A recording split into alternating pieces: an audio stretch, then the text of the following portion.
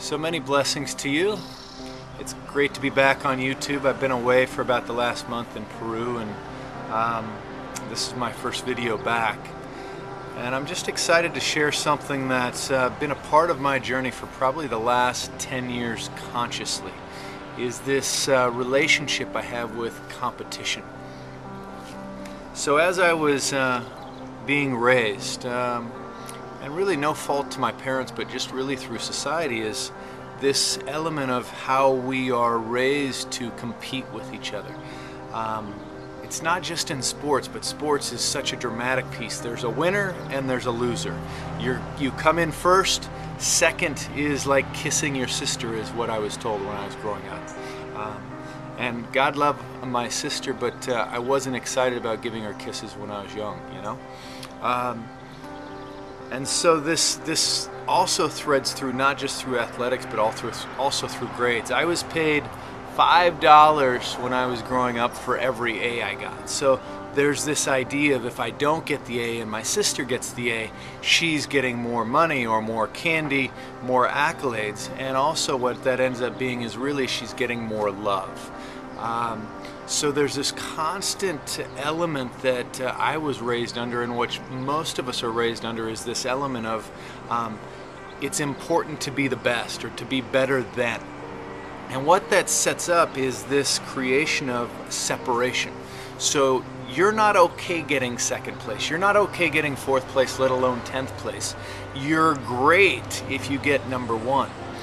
So what I've noticed of how that's threaded through in my life is in any element, a friend, a lover, anybody who's in my life, or another teacher, since I teach yoga and meditation, if they're getting more students than me, or if my lover is becoming more awakened in an area than me, or a friend is making more money than me, you know, all of these different things, anything that I would like to achieve in my life or realize in my life, then anybody else who is doing that, there's that part within me that is trained and ignited, that wants to be number one, that wants to be first, that wants to get there first, that wants to win. And what I notice, how that affects the level of unity in myself, the level of joy in myself, and then also this constant friction amongst anybody that I'm with. So I've noticed this, especially once I started teaching yoga about 10 years ago, really choosing to come in purely with this intention of wanting the best for me and all people. How this other part of the ego just constantly wants to win, wants to be the best. So this has been a painful process for me, to how to unwind this, to really root for the person who is choosing to do the same thing as me. And if they get there first, so be it. Wanting them to have the best in their lives, wanting me to have the best in my life. But just because they get there first, or if I get there first, it doesn't negate the fact of the journey or the experience of the journey, and it doesn't matter who gets there first. That part of the ego within me still wants to win. So I guess what I'm sharing here is just inviting an opening of a door of becoming aware of that competitive part within you and how it separates you and creates more suffering, and then opening the door of intention of wanting the best for all, and letting go of this piece that has to be number one, has to win, has to be at tops all the time. Can we embrace and unlove ourselves and our children and the people around us for simply trying, for simply being on the journey and choosing to try the best that we can? It's about choosing to put forth all the effort that we have to be the best that we can, and not in comparison to anyone else. To really enjoy the journey, to love and embrace every piece, and for us not to decide that there is a winner just because somebody came in first. That we're all winners in one way or another. Now I know this sounds like a high ideal, but it's something to put in practice.